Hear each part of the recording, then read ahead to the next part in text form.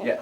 Hey, this is Dr. Yates from Chicago, just going through another post-op visit, and we use a lot of YouTube videos because a lot of times you can see before and after pictures on the internet, and the pictures on the internet, everybody's pictures look pretty good, and we know of something, everybody with their selfies, what do they use? They use Photoshop, so some people, not saying they do, but you can, make pictures look like you want. But when you do a video, it's hard to kind of alter things and change the eyes, and you know what I'm talking about. So, this is my patient Mac, and this is his 9-month visit, and we don't have people come in usually before 8 months, usually. Like a lot of people want to come back in 2 months, 3 months, 4 months. Trust me, there's nothing to see in 2 months, in 4 months, or even 6. There's nothing to do. Once you do the procedure, your fate is sealed. We're not going to change anything to about that 9 or 12 months, where if we don't think your hair has grown appropriately, we would change something. But coming back in 4 months and saying, is it okay, or it doesn't look like this guy on the internet, it's not going to do you any good or me any good. So we see everybody in 8 to 9 months.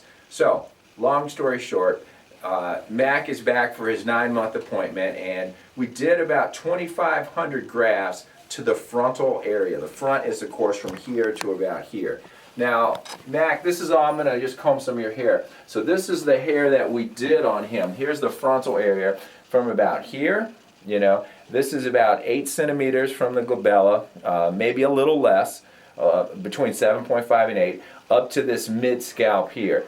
His pattern goes all the way through, but we didn't put hair through because you don't want to dilute your results. So we did FUE. You can turn around. Let's take a look at your donor. Did FUE.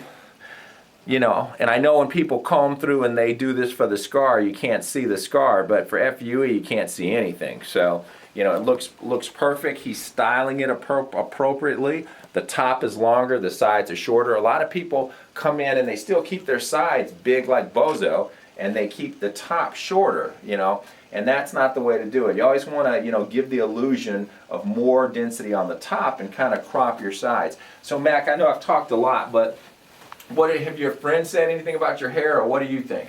They like it. They say you look younger, and some can't notice. They say, what do? You look younger, what did you do? So I have to tell them I got my hair transplant. Really?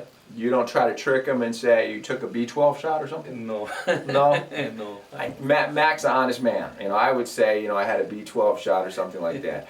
But, you can see, one, that the hair flows naturally, the hairline's appropriately placed. Now, I'm going to show you a picture of what Mac used to look like 9 months ago, And we have it up here. We always display our pictures. Take a look. Now, Mac, you tell me if this is you or not. Yes. Is this you? Yes. And this is what we drew. That's him as well. And you can see we, did the hairline. We always put recession in here. We built up his temples some, and we came from here to in this region here. So he came in the deal with the little peach fuzz in the mid-scalp, So we came through the frontal scalp and to the mid-scalp. And now let's see, you can keep standing, okay, and then turn around here. Let's take a look here. So you can see from here to about here is where we planted 2,500 grafts, okay? It's totally natural, it's totally flowing. When we plant about 2,500 grafts, sometimes I'll use 1,000 grafts just in the hairline, because what gives a hair transplant away is those big bulky grafts in the front. Where even if you watch your TV news, whatever city you live in, watch some of the newscasters, you'll see their hairline, it's just too perfect and too thick. You'll say, wow, that's because there's no softness in the hairline. So you just want to use those 1 and 2 hair grafts.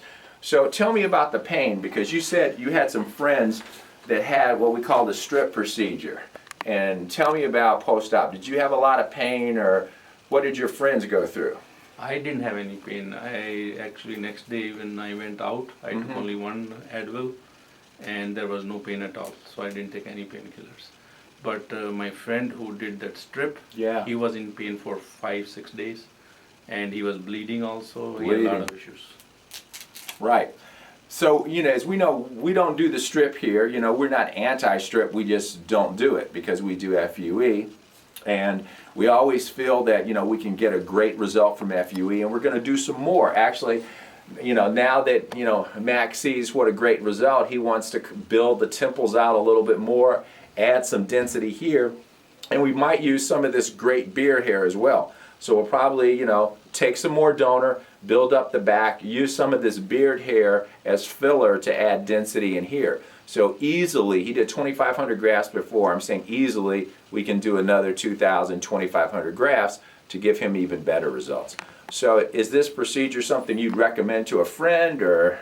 I have, and everybody wants to do it. That's what I like to hear, And you when know. they're younger, they like it. They keep, a lot of people ask me, hey, what do? You look different. Mm-hmm. So some notice my hair, some don't. Then I have to be honest and say, hey, I got hair transplant. So That's good. And those kind of things give hair transplants a good name, because in the past, hair transplants have not had the best reputation. But now, you know, as science is getting better, you know, everybody's getting better. Results are getting better, and patients appreciate it. So this is Dr. Yates in Chicago, just showing you what can be done with FUE with 2,500 grafts focused on the front. Thank you.